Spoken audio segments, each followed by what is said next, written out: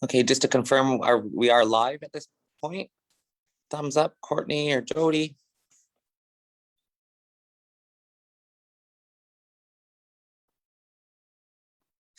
Okay, perfect. Well, good evening and welcome to the Candidates Night that's being hosted by the Six Nations of the Grand River Elected Council. We do have councillors on the line as well joining us this evening. The purpose of this meeting is really to introduce the candidates in our local riding for the federal election coming up September 20th. Really to also pose questions and to address on some of their positions that they have regarding their party's platform, and as well as how it impacts directly here at Six Nations. We don't really want to get into the scheme of, we do see the federal platforms that have been released, but really want to have and hone in on a conversation directly related to Six Nations. Again, we have confirmation this evening from 4 of the candidates from each of the parties of the Conservatives, the NDPs, as well as the Liberals and the People's Party.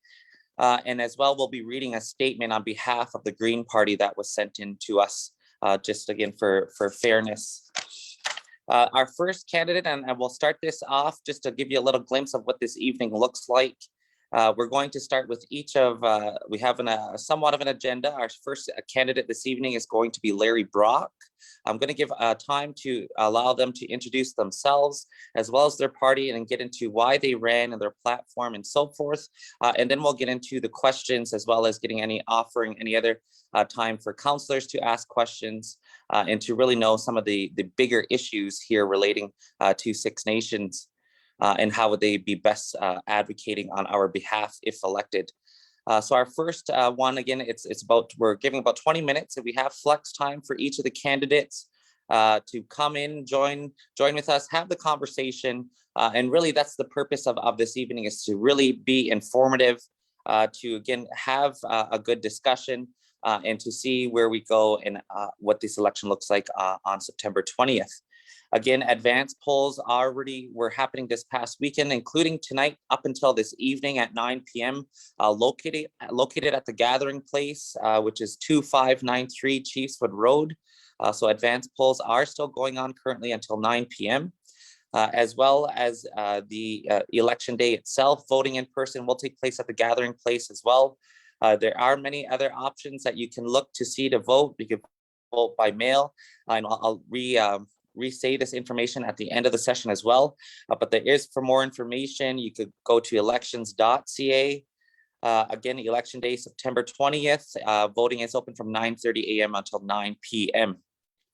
So really that's the agenda for this evening and Meet the Candidate Night, hosted again by Six Nations of the Grand River Elected Council, and looking forward to this evening and the discussion. With that being said, I'll look to Tammy to allow our first candidate in the room to introduce himself, as well as why he chose to run, and we will.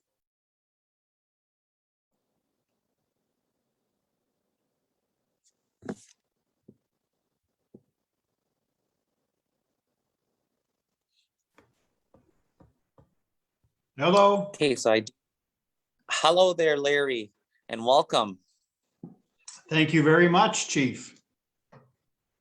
And I just went through a quick rundown as to what this evening looks like, and wanted to really first give you the opportunity to introduce yourself, and really, what got you into where you are today and why you chose to run, as well as maybe a little bit of your party's platform and so forth.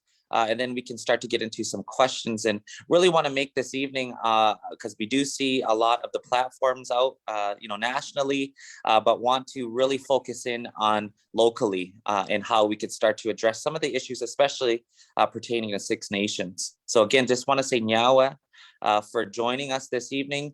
And at this time, I'll pass it over to yourself to introduce yourself and maybe get into a little bit as to why you ran and what a little bit on the Conservatives platform. Certainly. So again, thank you so much, Chief Hill, and good evening, elected council members. It's an absolute pleasure to join you this evening to share a little bit about my background and our party's vision for a more prosperous economic partnership with the members of the Six Nations and the Mississaugas of the Credit territories. So if those who don't know me, I'm born and raised in the city of Brantford. I've been a lawyer for almost 30 years. It'll be 30 years next February. Last 18, I've been the Senior Assistant Crown in Brantford, taking great pride in acting as a public servant to give back to the community as the Queen's representative to ensure that offenders are held accountable, but at the same time achieving a just result in terms of trying to keep our community safe and orderly. As we all know, there are significant challenges, and particularly in the last 10 years, we have seen a significant uptick in crime, both in the city of Brantford, the county, and certainly on the Six Nations. These are issues that, unfortunately, as a Crown attorney, I'm only allowed to follow the law as opposed to delve deep into what sort of the inequities are and some of the challenges that we have as Crown prosecutors in terms of proof. And quite frankly, some of the difficulties we have in trying to establish meaningful sentences, particularly in the area of personal violence, domestic violence, gun crimes, drug crimes, things of that nature. So it had always been one of my passions is ultimately to be instrumental in trying to change policy and trying to create an avenue where we can take a look at some justice reforms. And one of the areas that I personally have been fond of in terms of justice reforms has been my involvement with the Indigenous Peoples Court. I've been one of two, possibly three, depending on over the course of the last several years, crowns responsible for prosecuting in that court. And that has afforded me knowledge that I don't think any other crown would have had in terms of the history of the trauma from the residential school system, the intergenerational issues that have flowed from that, trying to really delve deep into the criminogenic factors that I find a lot of Indigenous offenders find themselves struggling with. So it has enabled me as a Crown prosecutor to really have all the tools at my disposal to have the courage to challenge offenders, to encourage them to focus in on their rehabilitation. And I'll be honest with you, I've seen failures, but I've seen a lot of successes, and a lot of successes that I probably would not have seen in a traditional court system. So for me as a Crown prosecutor, it was important that I be a leader within my office and to try to understand the Indigenous offenders far more on a deeper level. And I think it's made me a much more sympathetic and an understandable Crown. By no means am I a light touch. I still hold offenders accountable, but I think there's a balance. And when you take a look at the overall issues of over-incarceration of Indigenous offenders, particularly males and females and youth for that matter, anything that we can do as settlers to encourage the reduction in the overall incarceration rate by looking at different ways of administering justice, I think is an important tool. I think there are ways that we can even expand upon the Indigenous Peoples Court. And again, handicapped as a Crown prosecutor, but as a legislator, as a member of Parliament, it is my ultimate goal, okay, to be a very strong and articulate advocate for members of the Six Nations. I've lived here my entire life. I've grown up side by side, shoulder to shoulder with the Six Nations peoples. I have many friends on the Six Nations.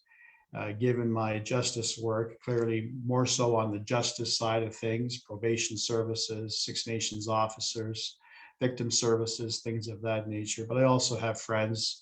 I've also acquired friends as victims that I've helped over the years. So it's been very, very interesting for me to learn more about the culture. I'm very, very passionate about the languages. I often sit in Indigenous sentencing circles, and I listen to Indigenous knowledge keepers and helpers who speak in their native language. And it is certainly a proud history that you all have.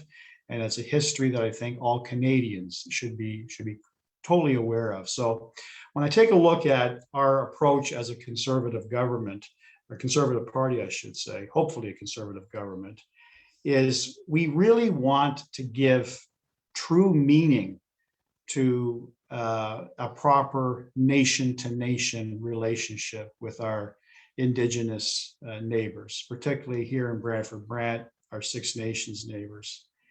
Unlike the Trudeau government, and I'm not here to bash the current government, but when Mr. Trudeau said in 2015 that there was no greater relationship that Canada should have than with its Indigenous neighbors. And then you take a look at his track record for the last 6 years. He hasn't ended all water boil advisories across this great nation. We as Canada's Conservatives deem potable drinking water to be an absolute human right. It is not a luxury. And for me to learn that under the Conservative government of Stephen Harper in 2014, we were able to fund your Six Nations water treatment plant at a cost of just around $40 million, and only to learn that it services less than 20% of your entire population and businesses, there's something wrong with that. So we need to find the money. We need to make it a priority. And one of the areas that I want to take to Ottawa, should I be successful next Monday as your member of parliament, is to ensure that the funding flows on a very, very expedited basis so that we can put shovels to the ground and we can get those water mains built, and then we can service all of the Six Nations. It is absolutely inexcusable that we live in a leading first world G7 nation, and you've got 80% of your population trucking in water from grocery stores or water tanks. We can't rely upon the well system. There's a lot of issues with runoff and things of that nature. Contamination is key, but we have to address that. So we as Canada's Conservatives want to deal with that. We want to ensure that there is economic prosperity to Six Nations. The hot topic issue that we all experienced as a nation, you in particular, have been telling us for decades about the residential school system, and it fell on deaf ears. So is it any surprise that we had the discoveries of unmarked graves across this nation? Are we to assume that there's absolutely not going to be any unmarked graves at the Mohawk Institute? No, I'm sure there probably is. So we have a plan as Canada's Conservatives to address that. We want to fund the investigation at all former residential schools where unmarked graves may exist, including the sites where children have already been discovered. We want to actually give teeth to the Truth and Reconciliation Report. We want to implement calls to action 71 through 76 so that all the needed information is collected so these children can be identified and commemorated. Ensure that proper resources are allocated for communities to re-enter, commemorate, and honor any individuals discovered through the investigation according to the wishes of next of kin. Develop a detailed and thorough set of resources to educate Canadians of all ages on the tragic history of residential schools in Canada. That, in my view, gives true meaning to the word truth in Truth and Reconciliation. I certainly didn't learn it in school. I only learned it as a professional, but that's what we got to do. And I was moved, as were many members of the Brantford community and outside the Brantford community on July the 1st, when we all walked in unity to the Mohawk Institute. And it's baby steps, but it was a step that it was important, and I was honored to take part in that. And lastly, we want to build a national monument in Ottawa that honors residential school survivors and all the children who are lost. I'm obviously aware of some of the economic impediments that builders, developers in Brantford and Brant County have had because of significant land claim issues. And I did a lot of research preparing for this meeting, and I was really troubled as a lawyer to learn that the most significant comprehensive suit that you have on the Six Nations is nearing 30 years old. And I don't know, obviously some priority has to be taken on this particular issue. We have to move forward. And I, as potentially your representative in Ottawa, want to make that a priority. We have to move it forward. We have to have some certainty in this process if we are going to give true meaning to the nation-to-nation economic partnership that potentially Erin O'Toole is envisioning. We want to give effect to the United Nations Declaration of Indigenous Rights. That's important. We have to talk about that. I also know that there's some issues that I was apprised of leading up to my attendance today. And one of those issues is in relation to your private Indigenous Immersion school. And I apologize in advance if I mispronounce it. I think it's the Gowenio. I don't know if I'm pronouncing that correctly, but I understand it's been in existence for several decades, since 1986. That the institution has been pushing extremely hard over decades to obtain necessary government funding. Hasn't happened. I understand that you're currently working out of or educating out of the Iroquois lacrosse arena, and that approximately 4 years ago, that a cost of a new building, which is the end goal, is around $10 million and with an annual operating budget of $2 million. I want to make that a priority, and I think it fits nicely within the priorities of a conservative government. If we want to right the injustices that have happened to the Indigenous peoples, particularly in Six Nations, the stripping away of language, the stripping away of identity, anything that we can do as a federal government to enhance your cultural awareness, to enhance that language, is a priority. It's a priority for me, and it will be a priority for the conservative government.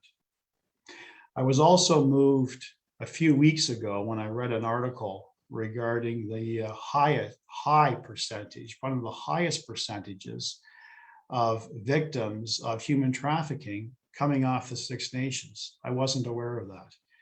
I have been, for the last 5 years, the dedicated Crown attorney in my office to take the lead on all human trafficking cases. So I wasn't aware of that statistic. I should have been aware of that statistic. And we want to develop a strategy to deal with that, not necessarily exclusively on the Six Nations, although it is a priority, but across this country. That is a priority of a O'Toole-led government. So I hope that I've given you a 10,000-foot overview of some of the things that I would like to make a priority in my mandate as your representative. I guess the biggest takeaway before I entertain any questions is you need to know about my character. Not only have I been born and raised professional for almost 3 decades, happily married, raising twin daughters, 12 years of age. My wife's a registered nurse. She works in Burlington. She's dealt with COVID for the last 18 months. Because of that, she's fully vaccinated. I'm vaccinated. I didn't want to take any chances. Our children are vaccinated. It's unfortunate that we see the division that's happening across this nation between those who choose and those who don't. We want to unite this country. Okay, that is really the overarching goal of a conservative government, is to unite, not to divide, not to instill fear and division, but to unite. So I want to make that priorities, and you need to know that every day in my life as a professional, I'm advocating, I'm fighting, I'm trying to make my case, I'm trying to convince juries, 12 members of the public that this is the right outcome that you should consider. That's the type of person I am. I will be that representative and strongly represent all members of Brantford-Brant, including the Six Nations and the Mississaugas. I just can't wait to get started. I've had a passion for politics all my life, studied politics in university, have a degree in political science, went into law school, been involved in all kinds of political campaigns, literally for the last 10 years, both federally, provincially, and municipally. Always thought in the back of my mind, what if I had an opportunity? Would I take advantage of that opportunity? That opportunity came to fruition when Phil announced his retirement. Phil McColeman announced his retirement at the end of December. So literally within a couple of days, I made the announcement. I got the approval from my wife, got the approval of my family, generally, and put together an amazing team. And here I am, almost 9 months later, on the precipice of a change election. It's really, really exciting. Just can't wait to get down to work. So that's me. That's my bio. That's my background. That's my passion. That's my overview of what I think are significant issues. So happy to take any questions, folks. Okay, perfect. Thank you, Larry, for that overview in your background, and as well as your vision, your party's vision in terms of how we move forward, even as neighbors. Just before I look to any councillors on the line that may have any questions that they would like to ask, I just wanted to touch on a few of your items that you had mentioned as well. And I know, thank you, you've touched on a lot of them, and a lot of glaring issues that are still not addressed here in Six Nations. One of those issues that you touched on was in relation to our water treatment plant. And yes, entirely grateful for what we received in terms of funding to see that project through. And you are correct there that, you know, we still have a long way to go to get all of our homes hooked up to water lines. That is the biggest issue right now for our community, for infrastructure and so forth. However, I just wanted to clarify on that piece. Yes, it was about a $42 million project, but we also had to cost share that, which means our council had to take out a loan in order just to have our portion of that fund, which was, I think, in around about $16 million. So nonetheless, when all of these projects come into play at Six Nations, we're always prepared, and we try to get as creative as possible to see these through in a timely manner. So just wanted to give that heads up to you as well, that it was cost shared specifically on that project. Thank you, Keith. I wasn't aware of that. No problem. Thank you for that. The other piece I wanted to also touch on just really quickly again is in relation to residential schools. And I know you touched on this in your overview. As you know, the Mohawk Institute, commonly known as the Mush Hole, is located right within, very close to the city of Brantford. And so, you know, we want also too, as you know, we've been in the media, we've been communicating as best as we can to our community and so forth. It's very much survivor led. In fact, it's so much survivor led that it's now built the Survivor Secretariat, which now will oversee the investigation. As you know, we are not going down commemoration lane just yet, as we feel our position is, how could we go down commemorating when we don't have all the answers and we don't know where all of our children are. So our position here at Six Nations was that we were heading down a criminal investigation lane, and that's what we're seeing it through. In fact, we are looking to hopefully start the search. As you know, it's a huge amount of acreage, roughly about 500 acres to be exact. And just looking to also see that support for anything that we need moving forward in that area. I know obviously just before it went into writ mode, government, we were pleased with the funding we received for the Secretariat over the next 3 years. We still have some work to do with the province, but again, nonetheless, an advocate in this area is far, far important if we want to achieve anything in relation to reconciliation. In fact, I have to also just note, and this is just a personal note for myself, I'm starting to, for one, I never ever heard the word reconciliation so much in the last 5 years than I've been hearing. In fact, I'm starting to wonder what that word actually means. And so it's important for us to maybe start to actually do with what government is actually saying, or what communities are saying, and how we could actually work collaboratively on these issues, as opposed just putting them in on the back burner multiple times. So again, you did touch on another important piece, land huge issue. And I do also want to acknowledge, as we do have our traditional council here at Six Nations as well. We've this 58th and other councils have been trying our best to, work on our own internal issues with our Haudenosaunee Confederacy Chiefs Council, as well as our clan mothers and our traditional community, so that we can, because what you just said in relation to unity and unifying this nation. Well, that's exactly what we're trying to do here at home, is to work on those internal issues. And I think it needs to be respected from both and all levels of government as we work through our internal issues and really start to eliminate the divide and conquer tactic that government has been proven to use over multiple years. The land, again, is so sacred to each of our members. What connects us all together. And as you know, as we approach October in the launch of our land claims into the courts, we need to get some movement on that. It's been long. We have long issues here in Six Nations, right from housing to food sustainability, and the list goes on. Infrastructure, economic prosperity. You touched on those as well. Yes. But again. Very much important, and again, leading up into who we are as Haudenosaunee people, as well as and you touched on this as well, as languages. Our language and our culture is so important to us at Six Nations. I'm glad that you've mentioned the support for Gawaneil. If I could interject just a moment on that, Mark. It's actually rather disturbing and troubling when I sit in Indigenous Peoples Court and just see numerous Indigenous offenders who have been completely isolated from the culture and particularly the language. We certainly don't want your languages to die out. So that's why I'm really back in this whole concept of your private immersion school on languages, because it is a tradition that you do not want to lose. You want to highlight, you want to enhance it and make it available to all of the citizens on the Six Nations. So that's a pet project of mine, and I will be very active on that, pursuing that.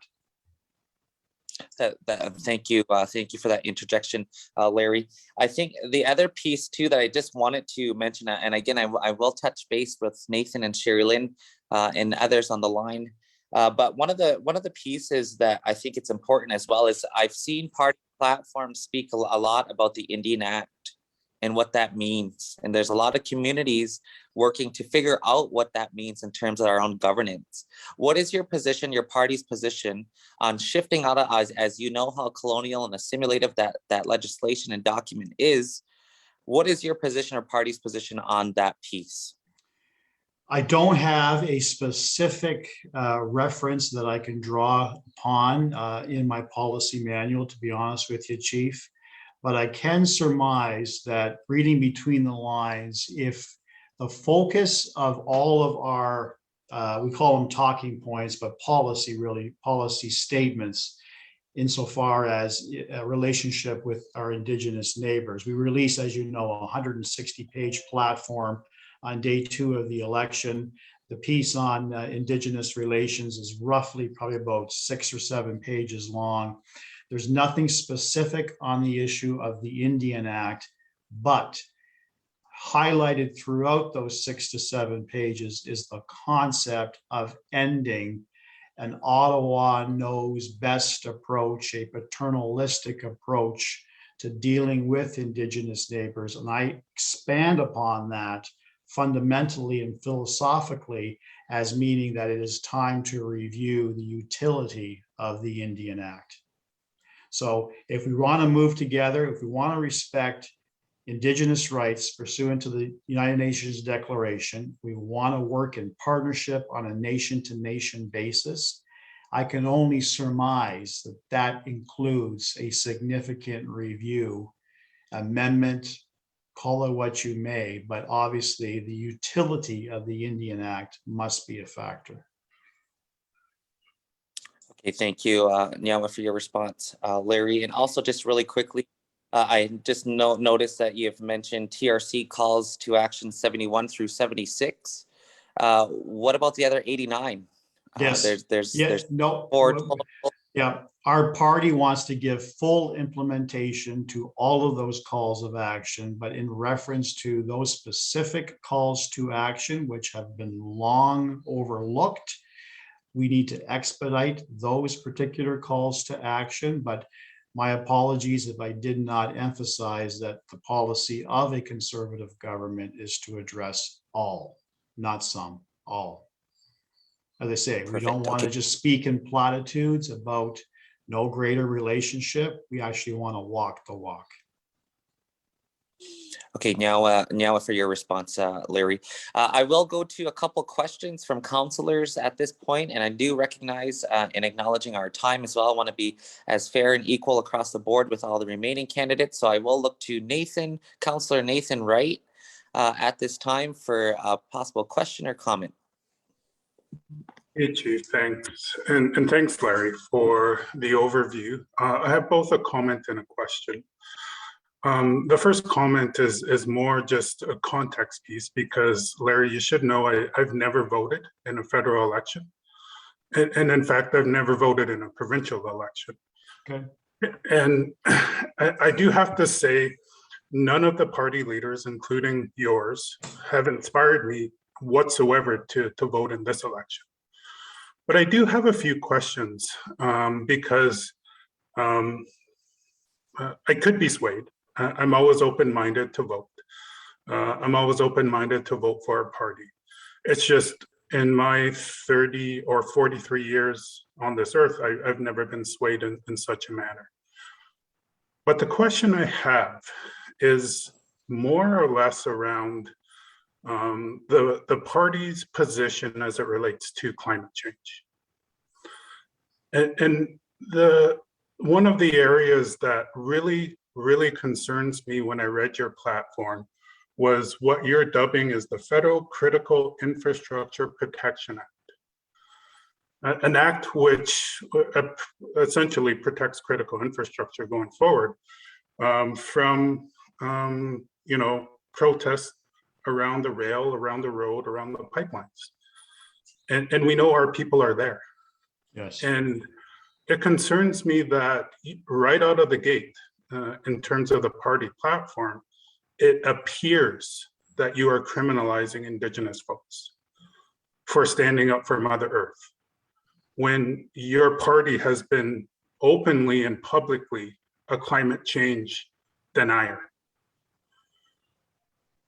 With all of the wildfires going on, with all of the floods going on, we know climate change is real. Mm-hmm. So, and Chief said, he mentioned the word reconciliation. We know that reconciliation is a word that's being tossed around, but I'm going to use it now. How are you going to reconcile your party's position as it relates to climate change, as well as the position being taken around the Critical Infrastructure Protection Act, when our people are standing up for Mother Earth, not trying to destroy it? Yes. So I know I'm getting to the heart of some of these questions, okay. But Indigenous folks want to hear, especially in our neck of the woods, okay, where we're going with climate change, and please don't criminalize our people for standing up for Mother Earth. Right. So there's many levels to that question and observation. May I ask a question of you, because part of this process, this journey, this presentation it's educational for me as well. I want to know about your priorities and your concerns. So if I can ask a question, Councillor Wright, and maybe this might be a function of just how the media has reported it. All the demonstrations and the blockages that we saw over the last couple of years, has that been exclusively as a result of Indigenous peoples being active insofar as climate change is concerned, or was there any other legal issue or issue that related to the cause or the reason for the demonstration, such as a land treaty issue or a land claim issue, a language issue? Was there anything more than just a climate demonstration?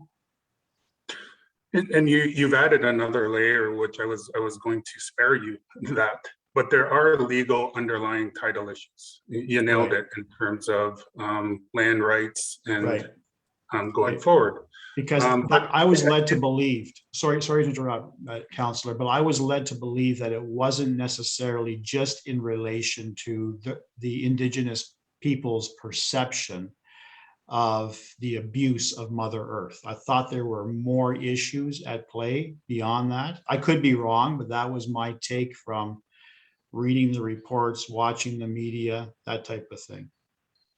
And you're right, but the value, and I go back to the value statements of Indigenous people being that stewards of Mother Earth.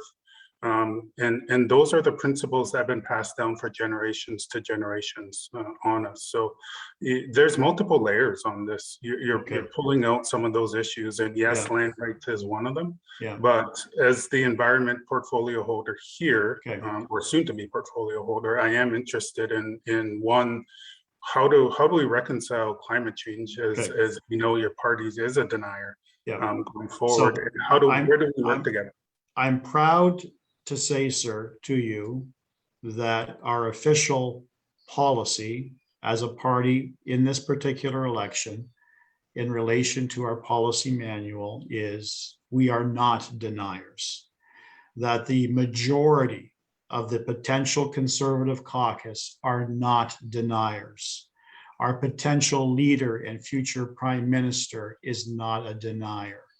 You know, through reports, that we had a virtual national convention last year. And you also know that there were members of the Conservative Party who were very vocal in their approach to climate issues because they believe that it is a hoax, that it is man-made, that the fires that we are witnessing still to this day during this election in British Columbia were not as a result of climate disruption, but rather the result of arson. And that could be the case, but to say that is the focus of the Conservative Party is a fallacy. The Conservative Party, as you know, is made up, and I don't like using this term, but it's a term that my leader has used literally from day one when he was chosen the leader, that the Conservative operates under a big blue tent. And we've got various factions and various philosophies of conservatism under that tent. So what you saw was an aspect of conservatism that is not shared by our leader and is not part of our policy platform moving forward. Me personally, as potentially your member of parliament, has never taken that view. I have seen firsthand the changes over the years. Our winters have changed, our summers have changed. Flooding is an issue, fires are an issue. Drought is an issue. I'm aware that this is not man-made and it's happening not necessarily to Canada, but around the world. We have one Mother Earth and we are stewards of that earth and we have to protect that earth. To move on to your next question with respect to that piece of the legislation, that piece of the policy that you feel criminalizes demonstrations, we need to find a balance that respects your ability to vocalize your concerns loudly, strongly, effectively through me, if it's on a local level, but through other local members, if they are Conservative members to a Conservative government, to raise that with our leaders, to deal with those issues appropriately. But we also have to find a balance insofar as the economic viability of the nation is concerned. We have to ensure that goods still travel interprovincially, that goods are still traveling within the province. We have to ensure the economic success of this country. So it was a reckoning, if I can use that phrase, as to what was happening at some of these blockages, that it gave a platform to the protesters. we want to find a balance. And I disagree. And if it's, and I don't have it in front of me, Councillor Wright, I don't have that policy exactly in front of me. So I can't digest that particular aspect as to whether or not it clearly speaks to about criminalizing it. But as your leader, I would have concerns about that because I believe in the constitutional right to protest. We're seeing that right now with COVID. Governments and police officers are not cracking down on that. They're not arresting, unless of course you commit mischief in the course of lawfully demonstrating and protesting. But ultimately, we got to find a balance that respects those rights and the economic success of this country. And I will be a strong advocate to ensure that there is no criminalization of those actions. Just really quickly, if I can interject, and thank you, Councillor Wright, for your question to our candidate. But just I have about 5 minutes or so left, Larry, of your time. But just on that note of economic success that you just mentioned, I want to just pause there really quickly, if we can, and talk about one area that we have been looking to address and look with government. As we've seen in the past, say conservatives get in, maybe a minority, a majority, whatever that looks like, we've often seen a lot of cuts, specifically when it comes to Indigenous services and programming. So with that being said, in at Six Nations, I know that as a nation in this country, we need to look at that balance of economic success and so forth. And we very much have to do that here on our territory as well and throughout our territory. And I just want to know your stance on, as you may be aware, we have one company, this is only one company on the territory that pays the federal government in excess of up over $150 million that leaves this territory and goes to the federal government. While we still have a long list of needs, all the way from what you've mentioned, from water lines, infrastructure, to the Gowanil language school, to revitalizing our languages and our culture, to roads, to schools, to healthcare, to social. We have a number and long list of needs. If we were able to get creative with government and treasury and so forth to start and see those dollars that leave this territory, that was born and raised from this territory, in fact, members who have done that, and that's just one company. I know there are others that pay excise taxes as well that we should be talking about. But I don't want this to be misconstrued as we are not tax collectors either. We are not a municipality, we are a territory and so forth. But what I'm saying is we have a company that pays excise taxes of over $150 million every year. What if, in a perfect picture for what I see, is those dollars start to come back to this community. And it doesn't have to go directly to the federal government. And the federal government, we could start to relay, or start to rather eliminate the dependency so-called on any federal government responsibility. As we know, they have fiduciary responsibilities in many sectors. But my question to you is, what is your position or thoughts around getting creative to see some of those excise dollars that leave this territory to come back to our own territory, to start and actually do the work ourselves, and to start and build the water lines ourselves, start to build schools ourselves, and to get government entirely out of the picture so that we can get to self-sufficiency as a community? I love the idea. The hallmark of the entire platform as it relates to Indigenous issues is a emphasis on self-reliance in every Indigenous community across this country. So what better way to be creative and inventive, to having the ability to redirect, redivert, whatever phrase you want to use, right back into your community to cover off the services, cover off your infrastructure. In my view, that gives proper meaning to a nation-to-nation economic prosperous union. So that would be something that I would be a strong advocate for as your potential leader moving forward. Absolutely, great idea. Okay, thank you. So I know we got limited time, so all I can say to you in summation, if I could, Mark, or sorry, Chief Hill, is if I'm successful, what I would want to do literally within the first couple of weeks is to have a meeting with you, Chief, and the council, so that we can chart out a strategy moving forward. So I can have more than simply 15 minutes to really dive down into these issues, talk about what's worked, what hasn't worked, what your priority needs are, something along a timeline of the next, say, 3 to 5 years. What's a priority? What can wait? So that I can take that forward as your representative to Ottawa. I want to be basically a sponge.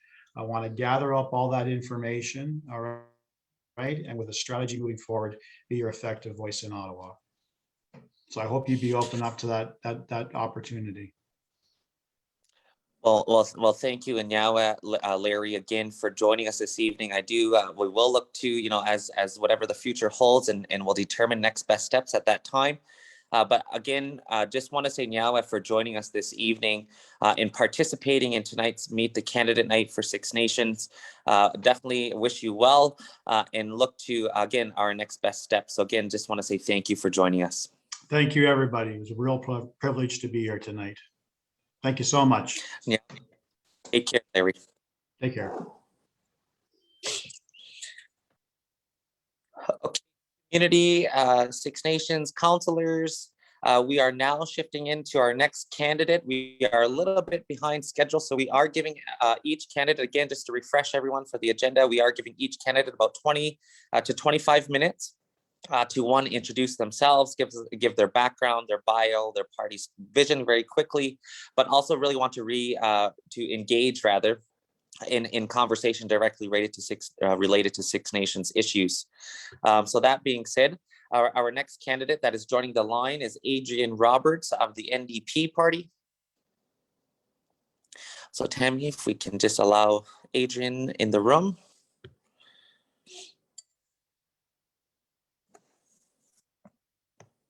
Good evening, Adrian.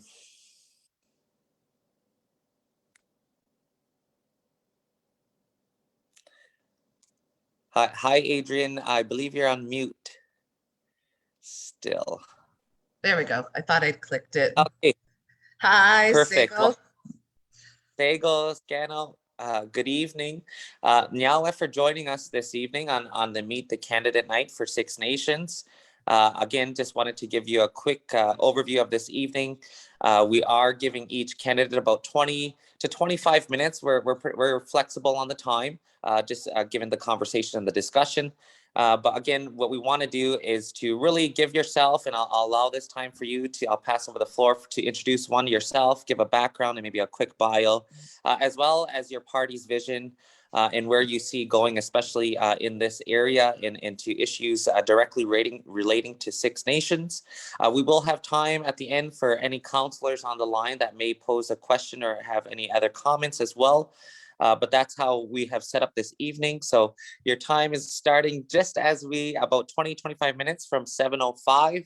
And that being said, I just want to say Nyawa for joining us this evening. And I will allow now to pass the floor to yourself to then introduce and talk a little bit about your bio and background and where you see your party. And then we can get into more of the specific in-depth questions relating to Six Nations. So thank you. Nyawa, thank you for sharing the space with me tonight. I really appreciate that. So my name is Adrian Roberts. I'm your NDP candidate. I currently live in Eagle Place in Brantford. I live there with my husband. We moved there about 5.5 years ago. We moved to Brantford approximately 10 years ago. We were renting first and then we purchased a home. I was actually born and raised in Ancaster. I am an only child and my parents still live in my childhood home. They were actually originally born in Northern England and they emigrated when they were 19 and 21. They did experience a lot of poverty and difficulties, so they chose to leave England and move to Canada.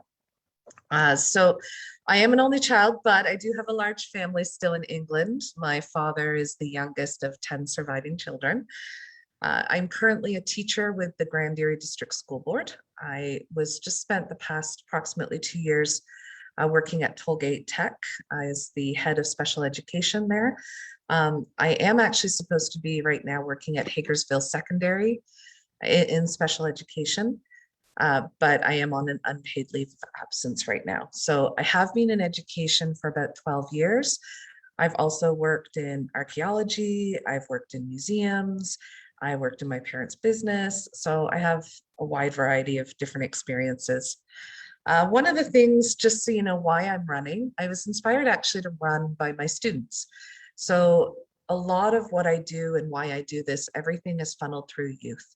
I have that distinct pleasure of being surrounded by so many youth all the time, and their frustration, their sense of hopelessness, their anger, and their desire for change, listening to them over the years, inspired me, and they've been very supportive. Our campaign is predominantly volunteers are youth, and that's why I'm running, because I want to make sure that the future they want is available to them. And just so you have an understanding of my background, that's why I'm running. And I want to make sure that they have the ability to thrive in the future, because right now a lot of them that I meet and work with, it really is hopeless in they're facing a climate crisis, a housing crisis, a pandemic, an opioid crisis, and it's a lot. And I'm trying to bring back that little bit of hope and really use what they're saying are their priorities to really make change here in our community. In terms of an NDP government, just a little bit of background. So our focus in terms of reconciliation is that it's got to be done in good faith. And we need to do it in true and equal partnership with Indigenous communities and peoples all over this country. And we really are committed to that. We do believe that the Crown's relationship to Indigenous peoples must be based on acknowledging our country's colonial history of genocide, stolen lands. We need legally binding commitments to really in fair and equitable redress and commitments going forward. So it is important to me as an NDP candidate, especially living here in Brantford-Brant in this riding, that making these nation-to-nation relationships. And just, I think what I've seen is that often as a government, the Canadian government has always wanted to lead, but not always been willing to follow. And it creates an unequal relationship. And here in this community, I've really tried to reach out and listen.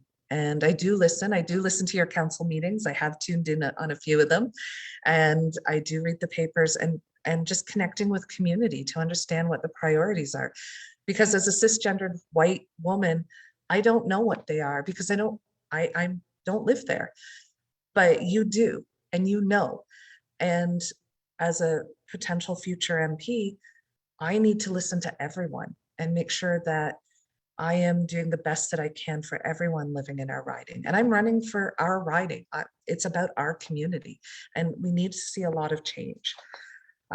So a couple of things, as an educator, I'm particularly focused I'm always going to be an advocate for education, always. Within my party, within our community, within our country, I believe that education is an investment. It's an investment in people. And so I was aware of Gawaneo from my work from a few years ago at Hagersville, and because I've worked there before at Hagersville Secondary, and I was very aware that there's no building. So we did reach out, I say we, myself and my NDP team. It was really important for us to reach out to learn more about Gawaneo and how we could help. And we've learned, and I've heard different, Chief Mark Hill, you did an address in which you mentioned it, I believe in April, the need for a building. It's been 34 years. And I recognize listening to the community, listening to the board members speak with so much need and passion to have this done. So here locally, it is something I've already shared with my party and said, this is something that when we talk about reconciliation and language and identity, this is a way forward. And listening to the community, Gawaneo is a priority for us. It's one of our top 3 priorities here locally. And we want to see a building built because we're being told that's what you need. Again, making sure that, we have students who are there and not in the environment they need. And we need that culturally responsive language immersion program. And it also allows students who choose to stay and go to school on territory to do that from K all the way to grade 12, which is something that some students want to do and they don't have that opportunity. That building will give more students access to that. So that is a commitment, just so you know, and I have reached out, and I am very grateful for the board members who gave me that information. So that's a little bit about me. So education's a priority as an educator, but there's lots of other things, and I know you probably have questions, and I just would like to make sure you have the opportunity to ask questions of me. Okay, perfect, great. Nyawa, Adrian, for that overview and background of yourself and a little bit of your vision and the party's vision. I want to first maybe begin, and I will give opportunity as well to councillors on the line for any questions that they would like to pose rather. The first one I just wanted to touch on is in relation to, as you know, land is a huge issue. And I know in each political party, it's always a discussion that needs to happen, even I think more seriously. And so how would you then look to, as you know, we're approaching 2022 with our land claims court case and so forth. Also as well, you know, I still also always acknowledge and respect our traditional council, our Haudenosaunee Confederacy Chiefs Council, as well as our clan mothers. And you know, we have internal work to do here at Six Nations, but that's for us to do that, right? No other governments or levels of governments. My question to you is in relation to what do you see in terms of how can we progress, I guess, in a more respectful manner when dealing with any of our land issues? So I have been out to Land Back Lane, and I am here tonight and listening. And I think that seems like such a simple concept, but we recognize that this isn't something new. This problem has been here and not being acknowledged for decades. And the moratorium has been released. And I do believe, you please quote me if I'm wrong, Chief Hill, sorry, that you did suggest even yourself that let's have the moratorium in place until the court case is done so that we can work through this. I could be wrong on that newspaper article. I apologize if I am. But it doesn't hurt to take the time right now to actually come together. And like you said, there's work that needs to be done in a variety of different ways. And until that's all solved, we can't progress forward in both internally and externally. This isn't just happening here, it's happening all over the country. Land claims have not been acknowledged, and it's not being dealt with. It is messy. A lot of this work is not easy work, and I'm not going to pretend and sit here and say, yeah, we'll do everything.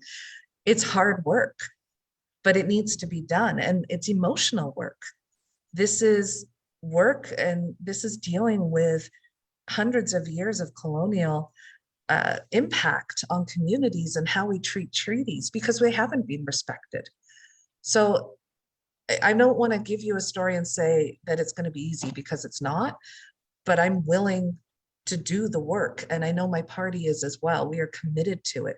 We do recognize, we did support UNDRIP, and we do recognize that we need to have meaningful actual relations. And if it's nation to nation, that means treating it like nation to nation. And removing that patronage that has seemed to be embedded in so much of what we've done as a Canadian government over decades and decades. It's not just words, and treating it as a nation to nation. So that's where we start, and understanding and trying to move forward of how can we reach a consensus on how this will work. That isn't going to hurt people and harm people. And we also have to recognize part of this problem also comes from the fact that you have a growing population.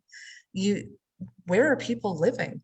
We're dealing with homelessness here in the city of Brantford, but you're also dealing with a land crunch in the sense of needing more room for people. You've got a growing population. So how are we going to deal with that as well? And that's all tied up into it. So there's so many things. I wish I had an easy answer, but I can tell you that we are committed to it as a party. I am committed to it locally. And again, Six Nations knows also what's best for Six Nations. And I am willing to sit back and follow and work with. Okay, Nyawa, Adrian, for that response. I also just really wanted to quickly touch on another really pressing matter in most recent weeks and months is in relation to the residential schools. And as you're aware, we have the Mohawk Institute that is actually located in the city of Brantford, also commonly known as the Mush Hole. And what we've been doing here at Six Nations, in fact, it's all the work is survivor-led, community-focused, and which has been the creation of the Survivor Secretariat. We did receive funding from the federal government to see out for the next 3 years in relation to the investigation and where Six Nations is going with this matter. But we need to, and I know I heard you in relation to educate and education. And I think that's something as you know, we are not prepared to head down commemoration lane at this time, as we don't have all the answers as to where even all of our children are. So, you know, and where we've positioned ourselves is obviously going down the criminal investigation route, as we see that's the only way to go down, you know, in order to receive some of those answers to our long-standing questions. So, as we do this work, I just want to maybe, if we can pause and touch on what the NDP's position, especially even locally, is on residential schools. And if further funding would be made available, if your party or if yourself is successful in the position to start and again see this work through, as we see, you know, it was hot topic all while it started in Kamloops, British Columbia, with the first recovery of that gravesite, and then shifting across the nation. But what we're seeing is that it's still, to me, it's not as where it should be in terms of the awareness. You know, this is still very much a Canada problem. And there were people who played a huge role in these systems, in these schools that were, you know, I don't even like to call them schools. No, I don't like calling them, I call them institutions. It's a hard word to use. Sorry. Yeah. Yeah. No, I really just on that topic, want to pause and maybe get your stance and position in relation to those institutions. So first off, and it's always hard to talk about, it's children. And so first off, in regards to the funding, the simple answer is yes, the funding will be there. It's that simple. And that's how our party is looking at this. We know we need to, this is part of justice and healing. And we have called for a special prosecutor. We have called this genocide, you know, and as you said, there are still people who are responsible, who are alive, that need to be held accountable. And that is why we've called for a special prosecutor. That is something that has been led by our MPs this year, because it needs to happen. It's part of justice and it's part of healing. So the simple question for funding that you requested, yes, it's time to find every child and bring them home. I don't know how any more clear I can be, but it's also, it's about the trauma. We talk about intergenerational trauma, but we've never really put the resources enough into it. And I can tell you again, as an educator, we see the impact of childhood trauma on a daily basis in the classrooms. And when, you know, and this is trauma that when trauma impacts, it creates a barrier to so many things. It creates a barrier to wellness. It creates a barrier to having good family relations. It creates a barrier to being able sometimes to find a job. Trauma is impactful. And when we're talking about intergenerational, again, this is hundreds of years. I have friends that I know the stories they've gone through. It's intergenerational trauma. And we need to tackle it. And that means providing the healing that is culturally responsive, led by Six Nations. You know what your people need. And we will support that. It's time, it's long overdue. And as an educator, I can tell you, I have brought this up. We do go over, I've stopped a math class years ago to discuss this when students didn't know. And I have a responsibility in my role that I take seriously to always ensure that, we talk about truth and reconciliation. Well, you have to have truth. So starting there with the truth, and that includes why we want a special prosecutor to deal with this, because it's being left undone and people want the justice, and so should be. Kids died. And this isn't unknown. We knew stories, but it is now, I always call it's a bigger awareness. And now that awareness is there in the greater society, now what's next? And as an NDP government, we're going to push that, which is why we've rallied and called for a special prosecutor. And we've also said we need to ensure that children come home. So if the requests that come in will be fulfilled. Okay, now Adrian, for that response as well. I just really quickly, just looking at the time, I want to maybe stop and pause if there's any other further questions from any counselors on the line for Adrian. Just gonna take a quick little look. Okay, I don't see any question. Oh, I see Councillor Wendy Johnson has her hand up. I'll pass the floor over to you, Councillor Johnson. Thanks, Mark. So you make it sound very easy when you're talking about the recommendations and talking about recovering the children and the special prosecutor. What happens with government is selection is usually one-sided. So not sure how you guarantee a special prosecutor to have that independence moving forward. But what are you going to do about the systemic racism in the education system and all systems across the country? Because in education, we don't have the curriculum in Ontario, let alone across the country.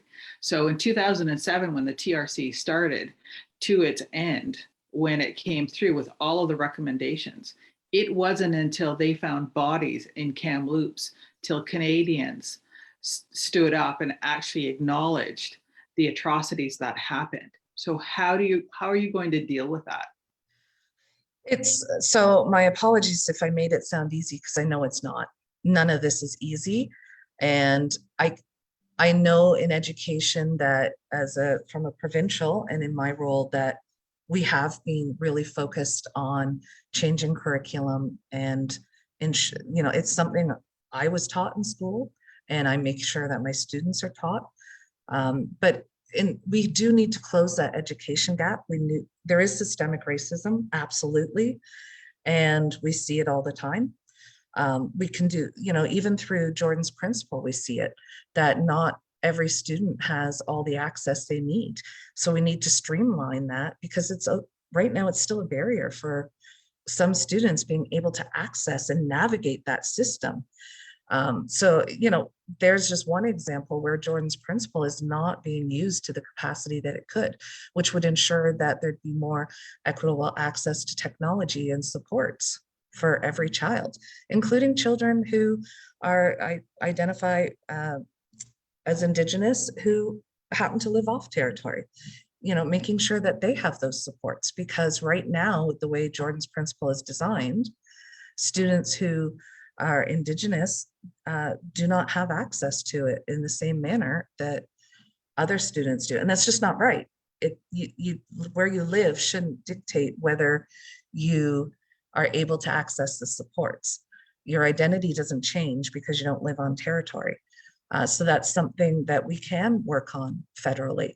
We need to make sure that we're establishing, even as a federal government, Indigenous history education programs, using those calls of actions and working with the provinces to make them do this, and working with the educators. It is being done in my board. It is something that many of us do. We're always learning. We're always reflecting ourselves. We're imperfect beings. And for some of us, it's still new knowledge, but it is something that many of us have really embraced into our curriculum. And I've even put it into math curriculum. I've put it into English. And I let students lead a lot too. Student voice is really important for me. And then also even post-secondary. So right now we know there's barriers to post-secondary education. So we need to make sure we're bridging that gap in post-secondary education for those who choose to go that way. So it's no longer, will I be able to get funding? You should have access to education and funding.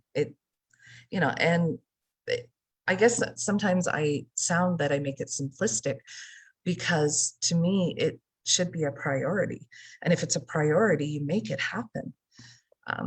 And I understand perhaps I'm an idealist, but I live in an action-oriented worldview where if this is what needs to be done, it's what you do.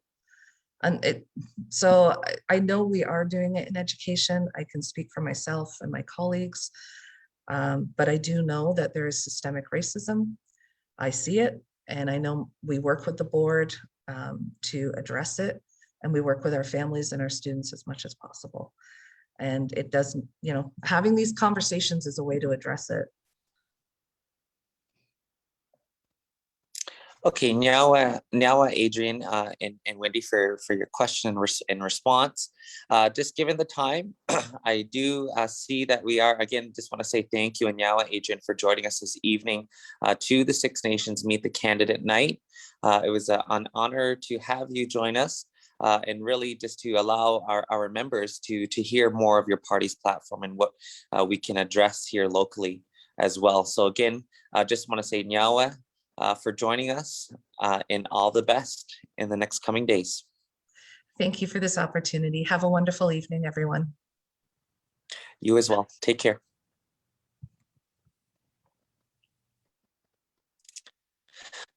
Okay, Six Nations, we now are moving on to our next candidate, which is Cole Squire from the People's Party.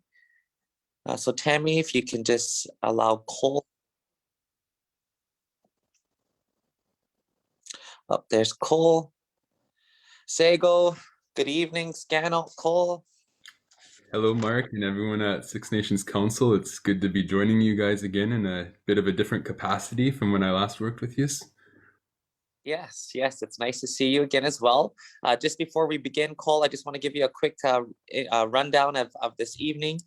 So what we've been doing is giving each candidate about 20 to 25 minutes to one, obviously introduce themselves, their background, and a little bit of their bio, as well as the party's vision, and really just overseeing is how we can best move forward in what you can do even locally here in addressing some of Six Nations matters and issues. We're also going to give a little bit of time at the end of your opening remarks to pose any questions or any further comments, and will hopefully take us to around that 25-minute mark, 30-minute mark. Again, we are flexible with our time, just to be fair with all the candidates. We have given the same amount of time. We did start a little late, so I do want to say Nyawa for your patience. And at this time, I'll pass the floor right over to yourself to begin with your introduction and getting into further your background, bio, and more of your party's platform. And we'll go from there. So Nyawa for joining us, Cole. Yes, once again, thank you guys for having me and offering all candidates in our riding the opportunity to present a little bit about ourselves and share some of the background on our party. So my name's Cole Squire. I'm a member of the Six Nations Reserve. I'm still living on the reserve right now. A member of the Mohawk Nation. And I grew up and lived on the reserve. I went to elementary school at Oliver M. Smith. I went to high school at BCI in Brantford, and then after that, I came back to Six Nations Polytech, where I took their personal support worker program with Mohawk College, and I really spent 6 years working at the Brantford General Hospital as a personal support worker. So that was really a wonderful experience for me to get to serve our community in that capacity and get to work with people at a really critical point in their life. I got to work with people from all different backgrounds and walks of life. So that was really something special. And it was great to also be able to care from people from our own community as well that were also seeking care from the hospital. So after the last couple of years, I've been back in school. I went back to Six Nations Polytech. I did their 1-year university consortium program. And After that, I transferred over to McMaster University, where I'm currently finishing my bachelor's in political science. So that's been a real great experience. I was thankful for the program and to have the opportunity to return and further my education. Some community involvement I'd done in Six Nations. Myself and my mother, Holly Frank, we launched the Six Nations Imagination Library on the reserve. So that was something that was really positive for our community. I was happy to be a part of that. And that program was an affiliate of the Dolly Parton Imagination Library program. So we were able to secure the funding so that children 0 to 5 within our community could receive the free books in the mail every month. And that was just a way to try to promote some more family bonding between the parents or the caregivers and the children, get them away from the screens that they've all been in front of quite a bit over the last 18 months. And yeah, that's pretty good overview. And then more recently too, I did some work with the Six Nations Cannabis Commission. Some of my former commissioners that I got to work with, such as Nanda Garlow, Audrey Hill. So that was a good experience too, just trying to get a little more experience in policy development. So I was very appreciative to have that opportunity. And I guess most recently, I've been very vocal about the rollout of these lockdowns and everything that's kind of gone on with the COVID-19 handling. It's been really troublesome for me to see the top-down approach from government. I think a lot of their approach has been really over the top and unprecedented. So I'm really concerned right now with the future that our country is moving towards. I think it's really important that everyone that's able to is able to get out and vote this election, and to really pay attention to the candidates and their parties that they're voting for, because as I said, there's a lot riding on this election, and it's important just to make, for us as candidates and for the community and voters, to just to be educated on different policy ideas and what the ramifications of these policies are. The current establishment parties that I like to refer to, like the Conservatives, the Liberals, Greens, the NDP, their parties are committed to globalism. Their party leaders are globalists, and they're putting policies forward that do not favor Canada as an independent nation. Trudeau famously referred to Canada's future as being a post-national state with no core identity, and I'm totally opposed to that, as is the People's Party of Canada. There is a lot of unique cultures and societal norms in our country, including with our First Nations people, and those are absolutely worth protecting and making sure that we preserve those moving forward. Like, we don't need to be abolishing the nation state in place of having this one world government, so to speak. So I'm very happy to be a candidate for the People's Party of Canada and to be staunchly defending our nation, its unique cultures, as I said, and focusing on the principles and the values that actually unite us as a country. There's a lot of polarization and division that's been occurring, especially with the last summer with the residential schools that's really resurfaced again. And I'm not going to sit here and promise to be paying billions of dollars to different organizations. The truth of the matter is Canada's a broke nation right now. We need to have adults return back to Ottawa, and we need to start having some discussions with our First Nations people and everyone else in our country so that we can begin to move forward, united, stronger, and freer than ever before. So that's a bit of where I'm coming from. I don't have the perfect answers for a lot of these issues that our First Nations people are raising, but you know what? I'm gonna commit to taking the time to have these conversations and find ways that we can move forward that benefits everyone in our country. You know what? We have historically been divided, whether it was with the Indian Act, segregating our people as second-class citizens within our own country.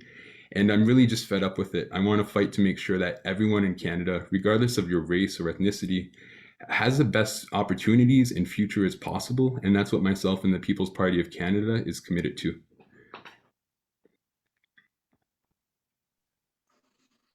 Okay, now Cole, for your introduction and background. I really will shift over now to some questions. Maybe if I can start off. I know, and I really wanted to thank you again for joining us, because we really wanted this conversation to be very fluid, and like you say, to be able to educate our members just on each of the parties' platforms in which they stand for and so forth. So really, again, just want to say thank you for that. For coming to educate us even further on the People's Party of Canada and so forth, but honing in specifically to Six Nations and some of the issues around it. Obviously, I know you're well aware, being born and raised, lived and worked and so forth within the territory. And one of the areas I wanted to touch on is in relation to infrastructure. As you're also well aware, we have a beautiful water treatment plant, again, that does not service all of our homes on territory. As you also are probably aware, it's a huge amount of dollars to actually be able to get, one, the lines put in, water lines put in, and then two, to actually get consumers or customers, or rather members, hooked up to that water line. As you know, our council has been working diligently to fix and address that gap. And so what, we really need to get more advocacy, and we really need more support in relation to when it comes to getting all of our water lines in and getting all of the homes hooked up. So it's a multi-pronged approach. But I just really wanted to maybe pause there and get some of your thoughts and maybe some of your ideas as to how we can best advocate ourselves here at Six Nations to get every single one of our homes here access to clean drinking potable water. Absolutely. Well, one of the best things not only Six Nations can do, but Canadians in general, is to reduce the size of the federal government and get them out of the way as much as possible. The bureaucratic processes they go through, the hurdles they make developers go through, there's a lot of over-regulation, and it really slows things down and makes them overly costly. Right now, the federal government's spending about $24 billion a year, and by extension, Canadian taxpayers, on making sure that our Six Nations and other First Nations reserves have some type of funding coming through. So Six Nations has done some pretty positive things in becoming more economically independent. I know that there's some initiatives on the reserve, such as the Six Nations Development Corporation and some other deals that this band council has made. That's been positive. You can't have a nation-to-nation relationship when you're dependent on the federal government. And I'm really committed to ending that parent-child relationship we currently see our First Nations people in. As I said, this country needs to move forward in a way that benefits everybody.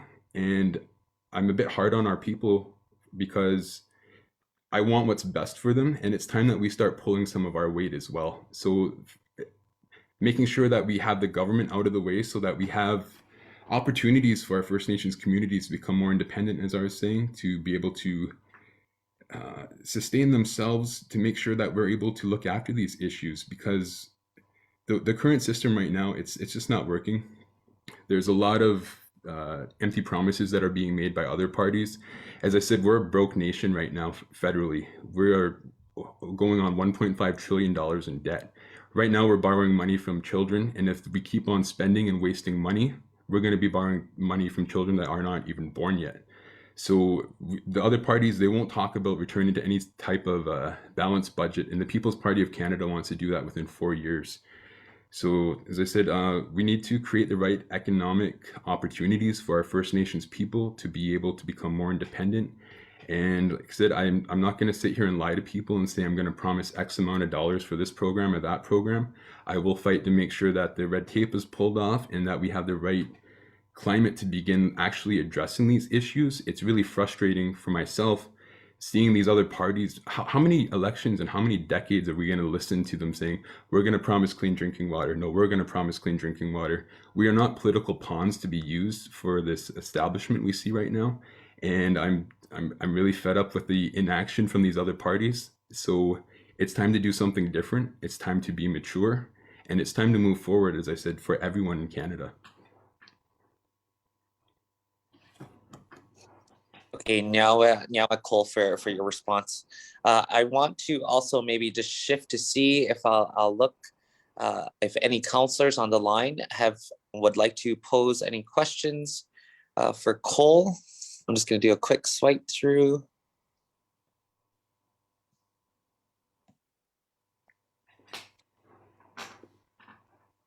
I do see Councillor Wendy Johnson has her hand up. Go ahead. You have the floor, Councillor Johnson. Thanks, Mark, and I think Carrie Lynn did as well. But just very, very briefly, Cole. So when you said you had major concerns with the top-down approach regarding COVID and the government, what does that mean? What concerns? Vaccines? What is it? Just briefly. Well, I'll try to be as brief as I can. You know, with the residential schools that came up, a lot of people were repeating the words "every child matters." But if you look at the children, our children, not just on First Nations communities, but across Canada, the total psychological abuse they've had to endure from being locked out of their classrooms and not being able to interact with their peers. The Bell helpline this last year had 4 million calls, up twice as many as the year before. So clearly there's a mental health crisis with our youth. So as I said, our young people are not at risk of succumbing to this virus or even becoming seriously ill from this virus. To be making them miss out on some of the most crucial years of their life, whether it's their education or other recreational activities they've been doing, that's totally, it's not working. A lot of our healthy people in Canada, our younger populations, have suffered exponentially compared to the actual ramifications of this virus itself. So we need to take a targeted approach. We need to make sure that we're continuing to look after our most vulnerable. And the statistics say a lot of the people that actually had the horrible reactions to the virus or they were dying from the virus are people that were already in long-term care. So not like, you know what, the only thing that's certain in life is that we will ultimately die. So that might be a bit blunt, but that's the harsh reality of it. We can't just stop living our lives when we don't know if we're going to make it to the next day. So we need to take a more rational approach to this. And when it comes to masking and vaccinations, myself and the People's Party, we're totally pro-choice when it comes to this. You know what? We're not against any of that. If people want to go out and wear a mask in a store or their educational facility, wherever they want to go, power to you. Like, if that makes you feel safe, that's your right as a citizen in a free country to make your own decisions. And when it comes to the vaccinations, the same thing goes for that. You know, I believe in full and free informed consent. If you're getting the information on the effectiveness and the adverse reactions and other things we've been hearing from the vaccine, and you still want to make that conscious decision to go ahead and get vaccinated as a adult, that's perfectly, the vaccines are readily available for you, so go ahead and do that. But when we're looking at vaccine passports, that's a totally different ballgame. And myself and the People's Party, we're totally against that. We're already seeing our frontline workers in healthcare being put up against a wall. They were touted as heroes for the last 18 months, dealt with this pandemic without any vaccinations, and now all of a sudden they're being put on unpaid leave from their jobs. If we're in the middle of a pandemic, what the heck are we doing by laying off our healthcare workers? And it's not just them, it's other frontline workers like our firefighters, our police, our educators even. It's absolutely egregious what's going on.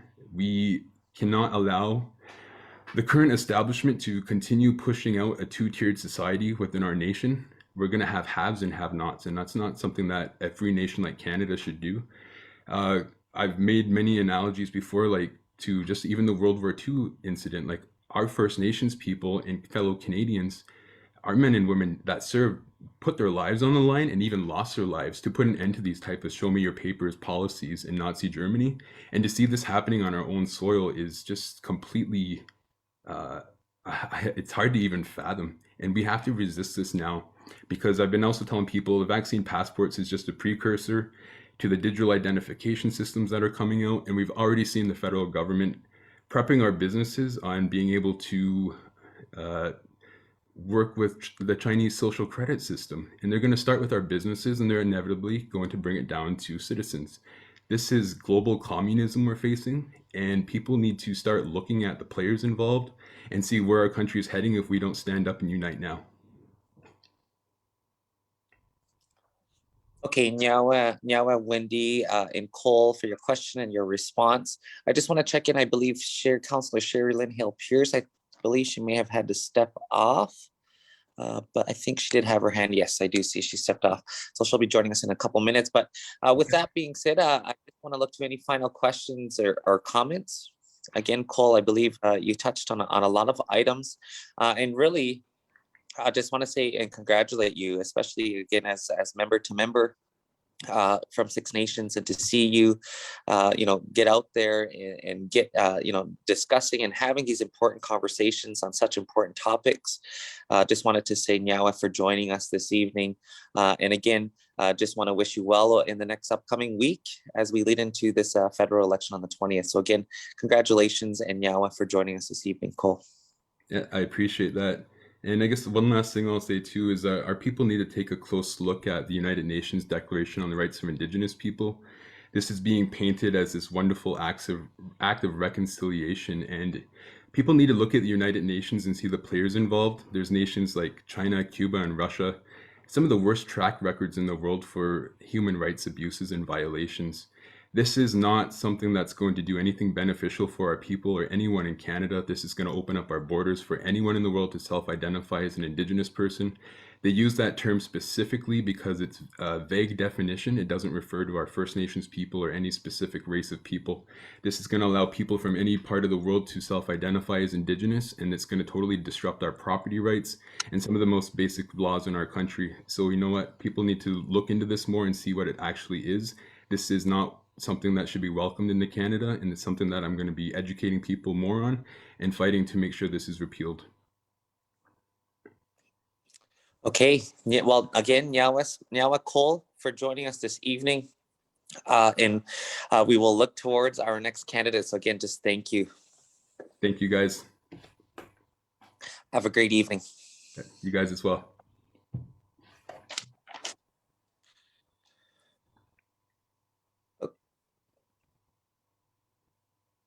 Okay, that leads us into our next candidate.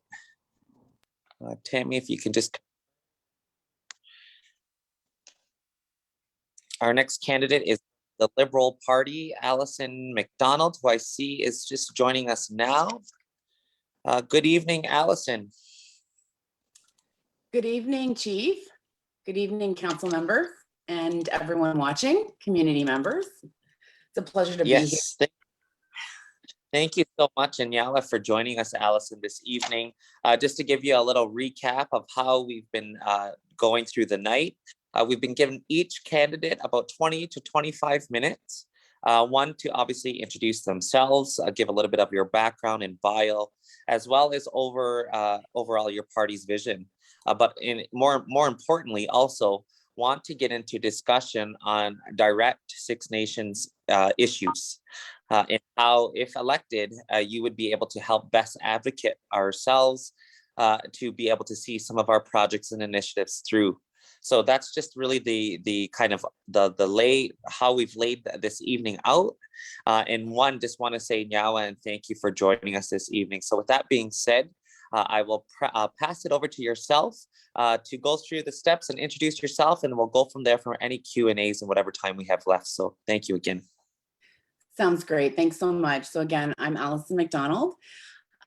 Just in terms of who am I?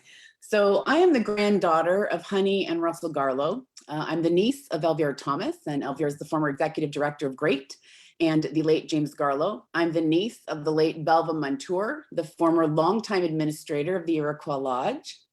I'm also the niece of Lorraine Garlow. She's the former head of ER nursing at Joseph Brant Hospital for most of her career.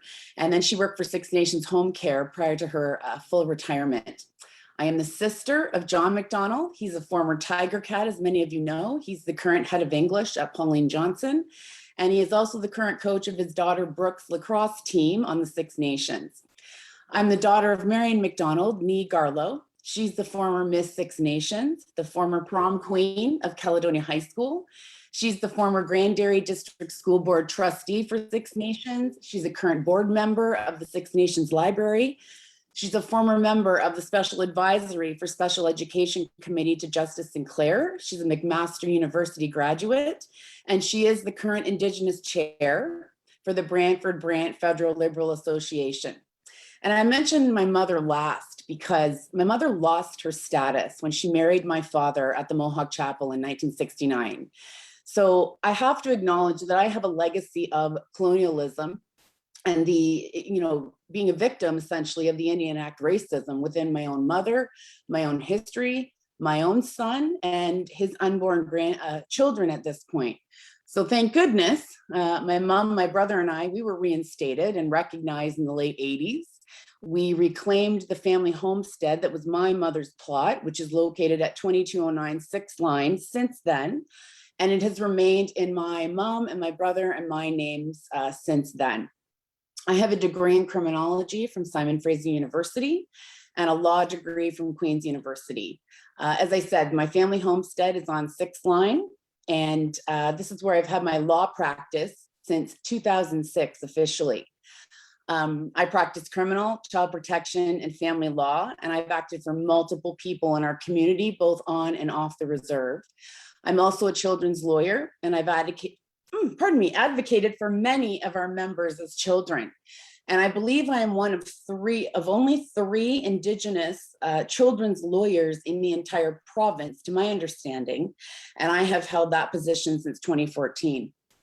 I routinely appear in Brantford court, and day in and out, I have acted fiercely, but also quietly, and I'll explain that in a moment, from my basement office on 6th Line, arguing, advocating, and fighting for mostly Indigenous clients for the last 17 years as a lawyer. And why am I running? So I've been asked many times over the years, and I've declined. I did not, to be candid, I did not feel there was a chance in our riding for an Indigenous candidate. And I was, to be honest, very afraid to put myself at risk. And I was again approached this last winter by different sources, and I again declined. What changed my mind and motivated me to put myself forward is when the unmarked graves were discovered. Though we as Indigenous people know they have always existed, we know the history, we know the intergenerational trauma, we know the colonialism, we know the genocide, the genocidal effort, an attempt. And my good friend Amos Key, who says the most racist piece of legislation enacted, the Indian Act. We know that, but the majority of Canadians do not.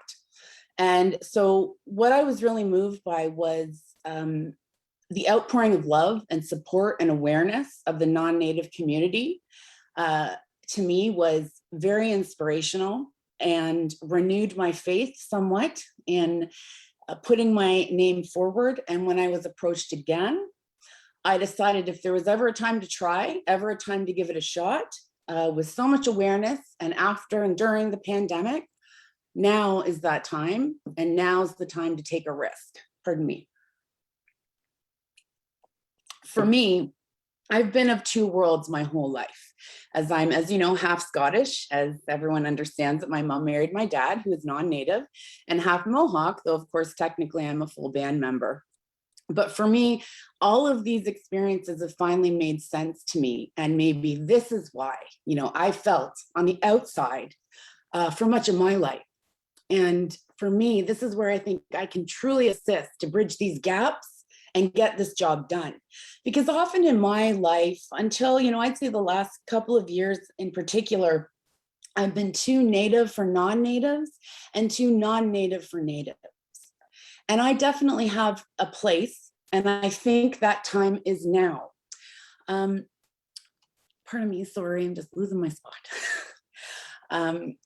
So, really, I've been bridging both sides of the river for my entire life. And I think I can continue, I know I can continue to do that. And I know I can be the right person for everybody to get that job done. My biggest concern in terms of our community is voter apathy. I think we have a stigma in our community for people not voting, thinking they don't carry a say or they don't want to buy in. And that is what I really want for our members. Please go out and vote. Even if you spoil a ballot, at least stand up so we get the numbers so that the federal government sees what you will not, what we can do in terms of solidarity. Voting does not mean you are giving up your sovereignty. You will not be giving up your tax exemptions. You will not be giving up your rights by voting me in. And when I say me, I mean me. I'm your loud, outspoken. I got my heart on my sleeve. I'm passionate, and I've got a fiery disposition. And I listen to the other candidates speak, and I get fired up because, quite frankly, it's all lip service. I act for children taken from their parents. I act for parents who have addictions and have lost their babies. I act for clients who have no coping skills and continue to steal cars, for example, and keep ending up in jail. Many of my clients, and I know their Gladue factors, I know their criminal histories, I know their families, I know their personal situations so well that oftentimes I don't even need to review their materials when they're in and out of custody. So I take pride and embrace assisting all of my clients to get through their daily struggles and navigate these systems. I act for parents who've been victims of domestic violence, children who have suffered and been sexually assaulted, children who have deceased parents from drug overdoses and who really don't have anywhere to go. This is the real work that I have done. This is the real side that I see. And I want to help our entire overall community on the grandest scale that I can. And I wouldn't bother running for a provincial MPP position because Indigenous issues are primarily federal. In my opinion, we will never get anything accomplished without a band member inside that room, at the table, in the meetings. I don't care who has come prior to me, it's not me. And I can assure this community, I will sit down and listen when I need to as a strategist, but I will definitely stand up and speak up as loud as I can when necessary. But I need our community to vote. If everyone on Six Nations who can vote does and votes Liberal, I can win this riding hands down. But I need the community to buy in. You have to believe. You have to give me that chance. That's why I approached council initially to ask for a meeting, why I've asked to meet with other groups to hear what's important to them and how I can make myself useful to you, not how I can tell you what to do or what matters, because I'm voter focused, just like I'm child focused in my practice and in my life. So to me, the last thing this riding needs is some other settler talking cheap. I like what Chief Hill said about reconciliation. I have no idea what that is either. As I mentioned, Amos T is in my inner circle. He is my Indigenous Chief of Staff within the campaign, and many of you know Amos, because I can't espouse issues that I know nothing about. I did not grow up on the reserve because I could not. But my history, like I said, has been affected by the Indian Act and the genocidal attempts by the government to kill the Indian and the child. And the time of apathy has to end. So I do believe in the Liberal platform. I will list off some of the plans here for the Indigenous communities, which includes, and I'll go through the list, almost done. Appointing a special interlocutor dedicated to working collaboratively with Indigenous persons to make recommendations to strengthen federal laws and practices regarding the unmarked burial sites and to protect and preserve these sites. Another $107 million over 2 years to help Indigenous communities manage their residential school buildings. So either by demolition, by rehabilitation, or constructing new facilities. The Liberals also plan to invest $2.5 billion over the next 5 years to provide high quality, culturally appropriate childcare designed by and with Indigenous partners. So to me, children are our reason for moving forward and through these impasses and terrible history, and quite frankly, getting this shit under control. I like the National Day for Truth and Reconciliation as a currently, right now, federal stat holiday. I was very disheartened to see Doug Ford not declare it as a statutory holiday for our own province. But aside from that, I think that really is a first step to allowing First Nations and Canada, I'm not going to say Ontario right now, but Canada, to grieve together and show solidarity. It's a start. With respect to housing, Liberals have plans for an Indigenous housing initiative that's of $2 billion in housing investment and co-developing a new strategy with Indigenous partners. I hear the other candidates talk about money and costs. I will remind everyone the Liberal costed plan approved by the auditor is $78 billion over the next 5 years. I too, very concerned about our deficit, very concerned about the pandemic and what that's done financially to our country. Obviously, our deficit in December of 2019 was 27 billion, and in December of 2020 it was 271. So we obviously have some fiscal responsibility we have to take care of. We have to run our country like a sound business. And, you know, I want the community to know that I care about business. And as a small business owner, I'm the only small business owner of every candidate before you. We have Larry Brock, who is a government employee. We have Adrian Roberts, who is a government employee. We have Squire, who is formerly employed by the healthcare system. He's currently a student. I appreciate that. But I've run my law firm in a rural community in an Indigenous location since 2006. We hear other parties, you know, talking about water advisories, and the truth is our community does not have any advisories, but the majority of residents do not have access to the municipal water facility located on PJ Road. But I will mention the Liberals have invested over $4 billion in 535 water infrastructure projects, including 99 new water plants and 436 plant upgrades. They've lifted 109 long-term water advisories, and they have prevented 183 short-term advisories from becoming long-term ones. So I also have a passion, obviously, for further infrastructure, and the Liberals created the Broadband Fund to bring high-speed internet to Indigenous and remote and rural communities.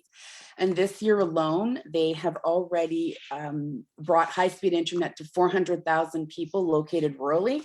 Everybody knows that's an issue.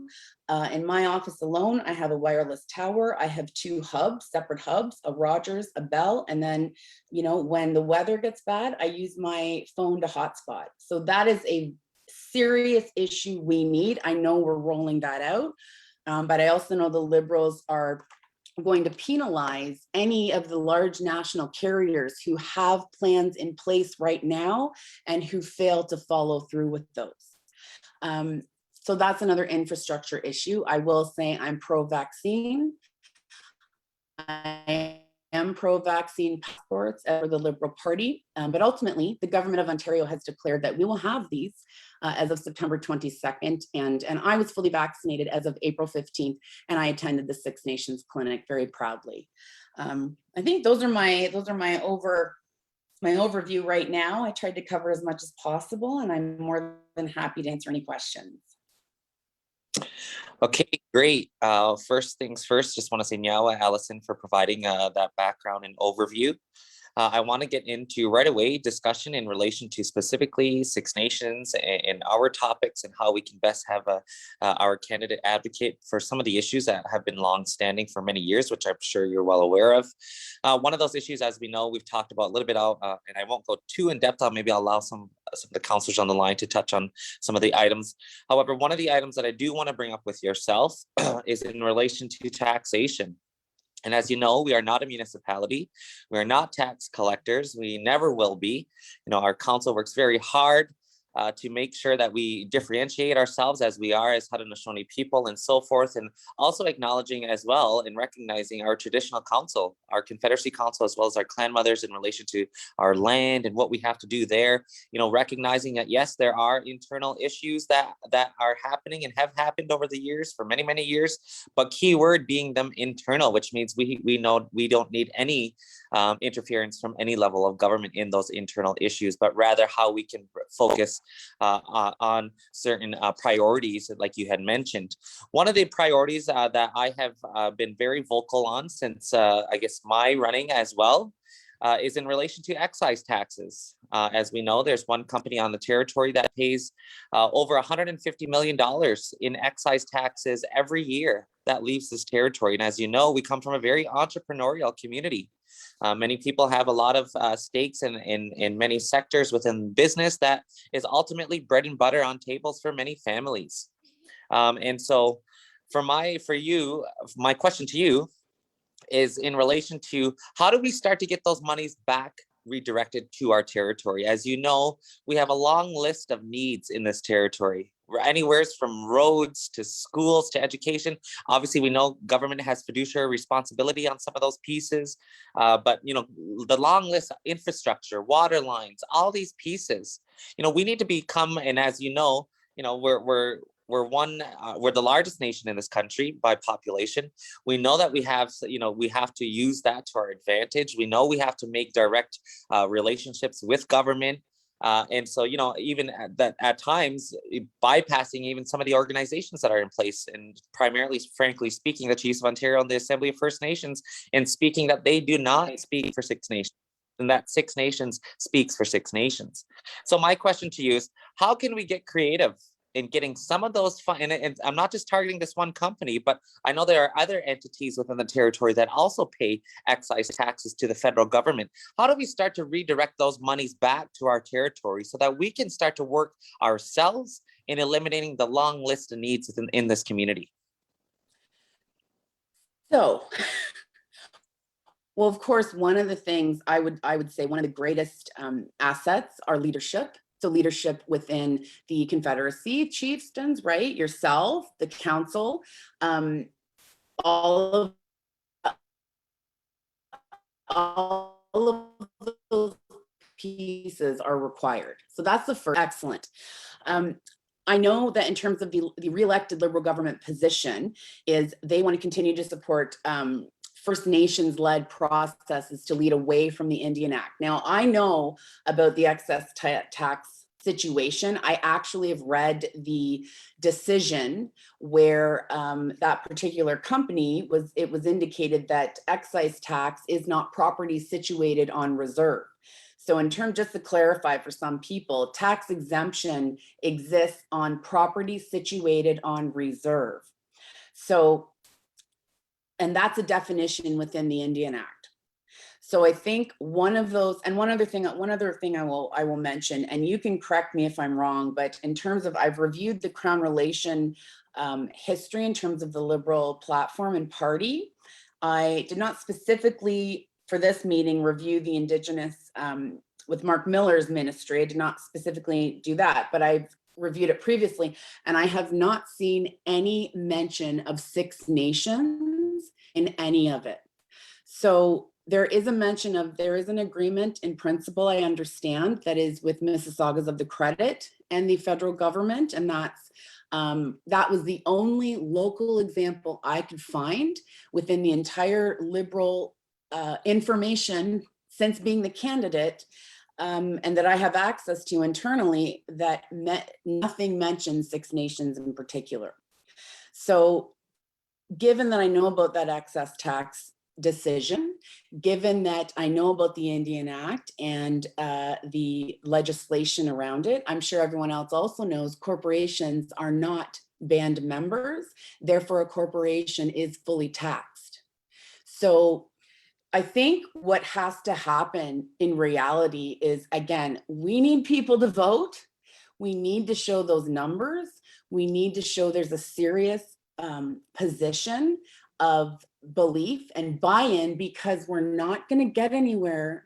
I don't believe in my heart we are going to really make strides if we don't have somebody to be that mediator, that in-between person, that bridging of worlds between internal and external. All right. And that's where I think I can come in and facilitate. But I appreciate, and I think everyone listening, it's not a simple task. I'm not making an excuse. Don't be tax collectors at all. And I appreciate that excise tax, 135 million going to the federal government. Well, what's coming back to the, to the community?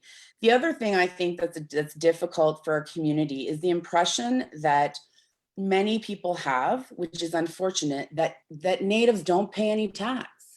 They pay no tax. This is a common misconception, because there's only very specific circumstances.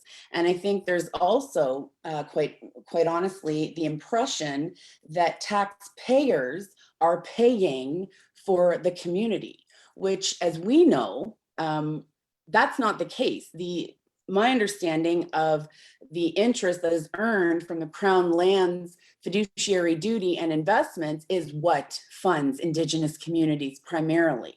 So I think the message has to get out there that's threefold: that we can't be intimidated, we can get along internally so that we can demonstrate a united front that's consistent on these at least these larger issues that can then be, if I'm inside the room, then I can bring that and actually have a say. So I think it's not just a simple, we don't believe in any taxes and that's what's going to happen, because it isn't a simple fix, I don't think I'm saying anything that anyone doesn't understand or appreciate, but that's where I don't want to be a politician. I'm not trying to be a politician, and I'm not a politician. I am a strategist. And what I can tell you is when I worked at Legal Aid Ontario as well for a year and a half, 2011, I closed my office on the Reserve. I went to work for Legal Aid, and I worked as the director's designate and the staff lawyer within the Hamilton Kitchener office. And I used to think that, you work, if you're the hardest worker and you get the highest grades, you will get the job, you will get rewarded. That is not the case. And you have to have strategy. You have to have that know-how of seeing the long-term, looking sideways. And I learned that working at Legal Aid. I learned the intricacies and the inside. Now, it isn't government, but it is publicly funded. So it's akin to government. I also see much of that side with the Ministry of Attorney General, who fund me as the children's lawyer. So, and what I can tell you as well is that what Legal Aid will pay for, the OCL does not. There's so much difference in even those two payment structures. That tells me there's so many internal problems everywhere. Okay, so in terms of having that insight and learning about how government functions, all of the the nuances, I'll say, that's where being a strategist is what we have to do and what we need to do together. And I absolutely appreciate what the community is saying and what the community wants. And I don't believe there should be any tax at all whatsoever. But there's processes we're going to have to go through and strategy to address that. Okay, now, Allison, for your response, I'm keeping an eye on the time again, just so that we're fair across the board. But I do see hands being raised. But I just really quickly also wanted to respond to some of your response in relation and I could be to wrong. Yes, in relation to the excise taxes, because from what I've gathered from your response is that we're still stuck in this way of thinking within this box. Right. And what I'm saying and presenting is that we need to get creative. If we have land claims that are coming before the courts that are worth huge, large amounts of dollars, and then yet we still have our elderly couple, we still have women, single mothers, we still have families living in poverty conditions, we still have no water to homes, we still have a school that's above a gym, we still have all these long lists of needs, and yet we see a company that's born and raised in this territory pay that amount of money to the federal government, and yet we're over here almost like hands out, just waiting and wishing and hoping we can get a new school this year. That's what I'm talking about, of changing the mentality and getting creative on how we need to see our own representative in Ottawa be able to speak on behalf of Six Nations, because with all due respect, it's, for me, I don't get that picture. I don't get that picture how our people are still suffering when yet we can get creative with those dollars. Those dollars can be redirected back to community, not necessarily going through a corporation, obviously understanding the rule of law and so forth and all of those pieces. But I think that we need to get creative. So I'm just going to pause there. I'm going to look to, I see a couple of Councillor Wrights. I'll maybe get back to Allison to do in closing remarks. So what I'm going to do at this point is I'm going to shift over to Councillor Nathan Wright. I'm going to shift over to Councillor Wendy Johnson, and then we'll look to wrap things. So Councillor Wright, over to you. I'll do closing remarks. Thank you so much, Allison. Can you guys hear me okay? Because I turned the fan on because I'm getting hot. It's fired up. Okay, you see, this is the Scottish in me. Okay, I swear. That's great. Thank you so much. Yes, we can hear you. Thank you, Allison. I'll comment on creativity when in my closing. Thanks. Perfect. Now over to you, Nathan.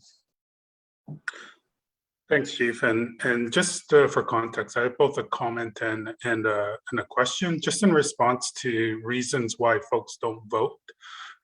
You laid out some old school reasons. You know, we're in 2021. The reason I don't vote, I've never voted. Right. And it's because the parties have never inspired me to vote. I've never been given that confidence that any party in Canada has been able to carry the voice into Ottawa, especially around Indigenous issues. And I'm sorry to say, your leader has definitely not inspired me to vote over the last few weeks.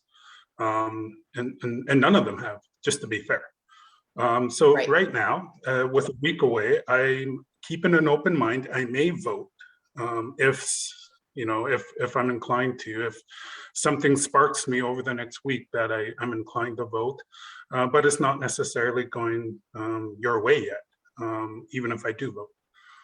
But the question I do have is a fundamental question. And keep in mind, I've been in First Nation politics for about 20 years now. We'll shift the focus over to water, First Nations clean drinking water, especially in Six Nations, because there is a lack of understanding or awareness that our First Nation members within the community don't have access to safe, clean drinking water. The 125.2 million over 4 years that the Liberal government is touting in its platform certainly doesn't give me any inspiration. It just tells me you're throwing money at the problem. Well, I actually see the 125 going to your public service, and they're going to get rich off this because they've been getting rich off of First Nations access to clean drinking water over the last 20 years. And your government has done nothing to reverse that thought. In fact, you had an opportunity a few months ago to deal with it head on, and the Liberal government did nothing. So, you know, I know there's another question in here, and I know we could probably talk about this for a half an hour, 2 hours. But, you know, there has to be something out there to inspire that the Liberal government isn't throwing $1.25 million at this issue. The actual issue is what's going on within ISK and what's going on at the public service, and having a government brave enough to deal with that issue. I know you have unions involved in that. I know you have public servants that have been long serving. It's actually an impossible issue when you look at it. But you have to deal with it, because I just see that $1.25 million over 4 years lining the pockets of the public servants so they can get rich. And it's not going to get to where it belongs to, because we all know the $4.5 million to X reserve, the 8.4 to another reserve, that doesn't go to the community. So let's be honest about where that money goes to.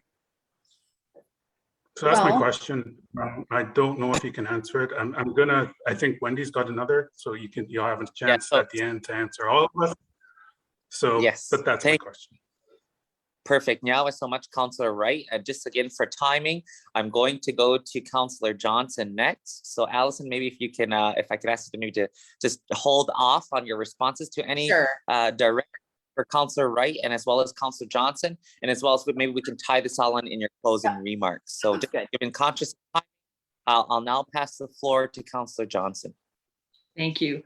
This is a hot topic because you've listed so many things on the Liberal government and what they've promised so far. So it opens up the door for a lot of challenge.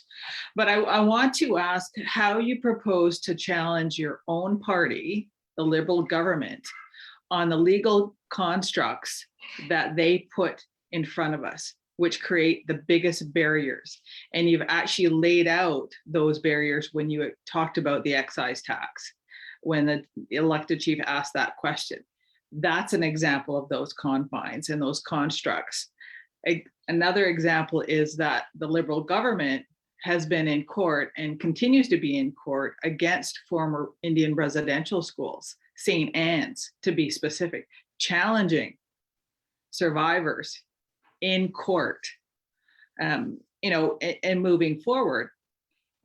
Education is the biggest driver to economic prosperity, the biggest driver that we have. Education is not on the agenda. It was talked about in the last budget. Nothing was moved. There was no money moved out the door whatsoever. And under the Liberal government, we have a school that has been trying to look for funding to be built so that students have a right to education in this community. And for years and years, there's been nothing. We couldn't even get a meeting with the past ministry to get a meeting to talk about it. Education is not on the agenda. We have 2 post-secondary institutes. We've got a high school. We've got a number of facilities here in the community. It's not on the agenda. I mean, if we're going to grow, if we're going to be sustainable, we need to make sure that we provide those opportunities to students moving forward. But really want to hear how you plan to change your own government, because I think the elected chief talked about it. It's that square peg round hole, and they create the challenges that we're up against using the legal confines. Okay, now Wendy, for your questions and comments as well. At this time, just given the time, and again, just want to be fair as we did across the board with all candidates, I will now pass it back over to Allison to maybe hopefully provide some responses to both Councillor Wright and Johnson, as well as some key closing remarks. Over to you, Allison. Thanks. Sorry, and I lost my connection. I think it's thundering, and so I had to switch Wi-Fi. So I missed some of Councillor Johnson's comments, but I got most of it. So I do apologize for that. Hopefully I can satisfy you. I think the biggest thing is I need to get in the room.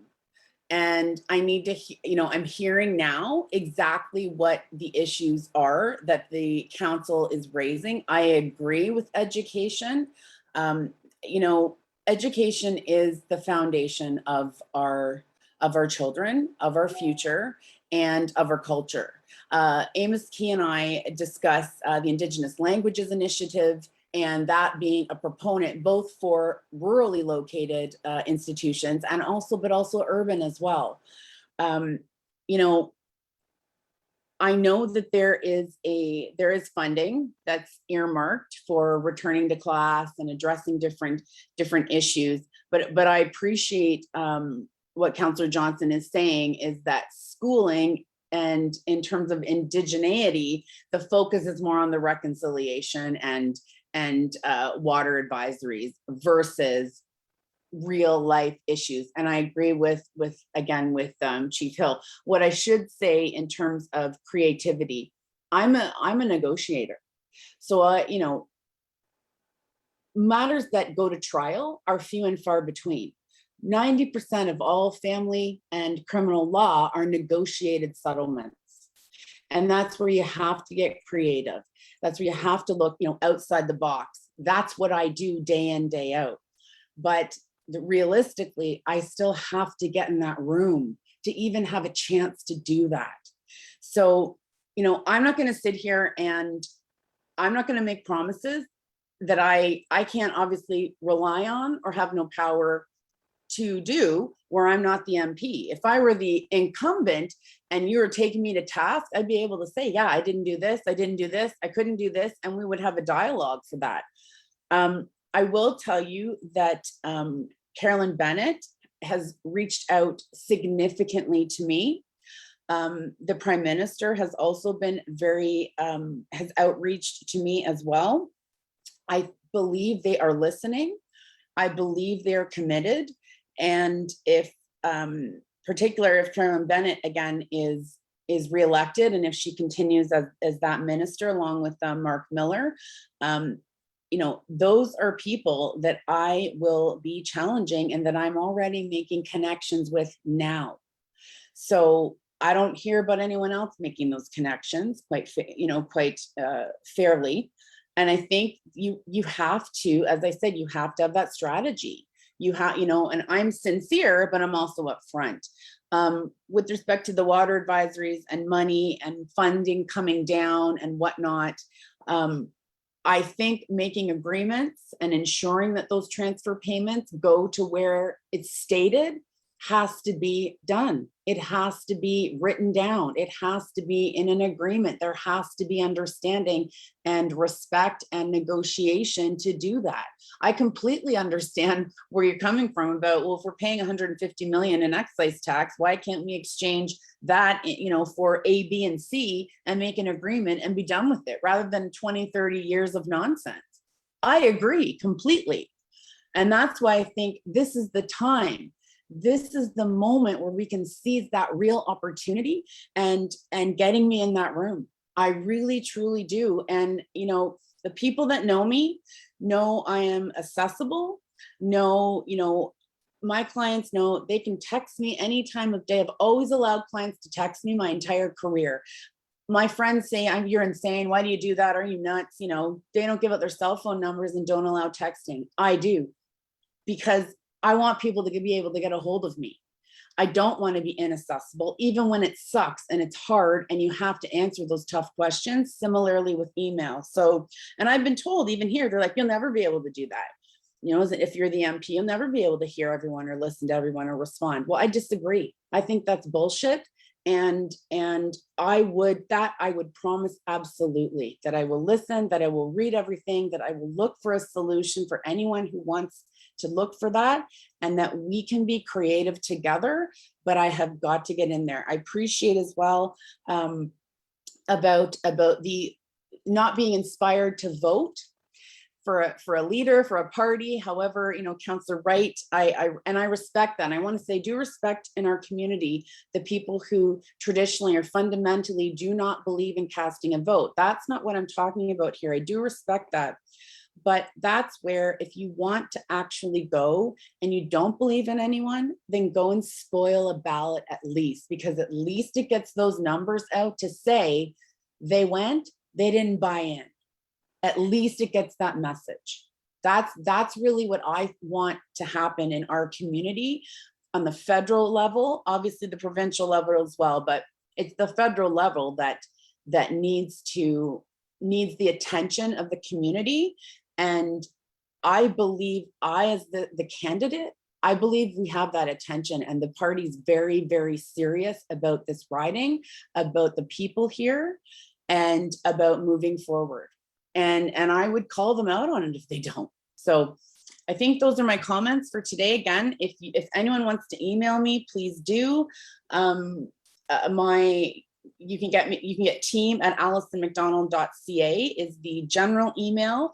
I read all of them, and if I then respond and provide my personal, then I do that absolutely. We're always, you know, happy for volunteers. We're happy if someone wants to take a sign. We would love that. But more than anything, I really just want people to actually exercise their vote. And if you don't believe in me, then please vote for whoever you believe in. And if it's nobody, then indicate that on your ballot. Those are my comments. And again, thank you, everyone. I think it's been really, really beneficial. I've learned a great deal. And I always welcome respectful dialogue, even when it's tough, because we can always talk business and not take it personally and carry on. Okay, well, Nyawa so much, Allison, for your closing remarks. Again, you know, I know it's difficult to get in such big topics in short amount of time. But again, our goal here this evening was to allow our community to get informed, have at least a little bit of conversation, maybe put a face to who the candidate names are as we see them on signs and so forth. So I really hope that we achieve that goal this evening. But ultimately, just want to say Nyawa to you for joining us this evening. Everyone have a Please great take care. Take care. Have a great bye. Okay, that leads us just into our last the candidate, unfortunately, from the Green Party was unable to join us this evening. However, they did send along a statement that I'm going to look and reach over to Courtney from our comms team, who will read that statement now. I believe we'll also be doing a share screen. So that should just take a few minutes. If I can look to Courtney. Is Courtney on the line? Courtney Watts? I am here. Perfect. Thank you. And good evening, Courtney. Courtney is a member from our communications team at Council. However, she will be reading on behalf of the Green Party's candidacy message. So good evening, everybody. I'm going to jump right into this statement on behalf of Carly Sordas. Okay, here we go. Thank you to Chief Hill and the Six Nations Elected Council for the gracious invitation tonight. I apologize that I am unable to attend in person tonight because I am working. For those who say Greens are dreamers, of course we are. We are also leading scientists, entrepreneurs, students, creatives, and civil society leaders from diverse backgrounds across the country. I am a University of Waterloo graduate with a bachelor's in science, honors in kinesiology, postgraduate diploma in clinical kinesiology. I work at my day job as a physiotherapy assistant at Needed Care. I am an advocate for our environment and I care deeply about the people in our community. The Green Party recognizes the ongoing leadership, resistance, and resilience of Indigenous peoples in the face of systemic oppression and intergenerational trauma in Canada. Greens believe that true reconciliation with First Nations in Canada is the path to prosperity for all nations in Canada, and we are committed to implementing all 94 calls to action in the Truth and Reconciliation Report. We also reaffirm support for the implementation of United Nations Declaration on the Rights of Indigenous Peoples, UNDRIP, for those First Nations who support it, and all the recommendations of the final report of the National Inquiry into Missing and Murdered Indigenous Women and Girls. The Green Party believes that every nation has a right to decide who will speak on its behalf in a genuine nation-to-nation relationship. Greens support Indigenous peoples leading the design of UNDRIP legislation in Canada. The Green Party honors the original request from the Truth and Reconciliation Commission for funding for work on the Missing Children and Unmarked Burials project, and we will stop fighting Canada's Human Rights Tribunal for requiring the government to compensate the child and family victims of Canada's discrimination. We will ensure non-status First Nations children living off reserve also have access to Jordan's Principle. The Green Party will formally repudiate the doctrine of terra nullius, the doctrine of discovery, and other doctrines of superiority. We will immediately implement the land claims agreements already negotiated and languishing for lack of funding. We will ensure that negotiations of treaties and self-government are not based on the extinguishment of Indigenous title and rights or on assimilation, but on reconciliation of rights and title, and that negotiations recognize the diversity of traditional self-governance. The Green Party looks forward to the guidance of Indigenous leadership to establish a process of transition out from under the Indian Act, and we look forward to building community capacity to support self-determination and ensuring access to quality education for every First Nations, Métis Nation, and Inuit child.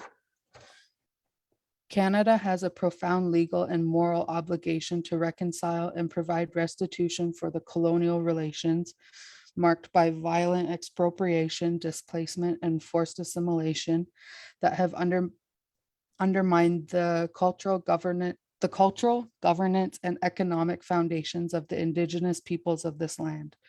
The Green Party is ready and committed to reconciliation with the people of Six Nations of the Grand River locally and all Indigenous peoples of this land. Thank you again for the opportunity to address the council tonight. Carly Sordas, Green Party candidate for Brantford-Brant. And one last thing she wanted to mention was her website, which is carlysordas.ca. Okay, perfect. And now at Courtney for sharing and relaying their message on behalf of the Green Party. That again concludes this evening's Meet the Candidate night for the federal riding of Brantford-Brant.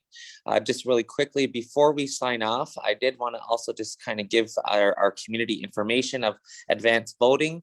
So advanced polls are taking place currently until 9 p.m. this evening at the gathering place. I know they were also there through September 10th to the 13th. So again, being finished tonight at 9 p.m.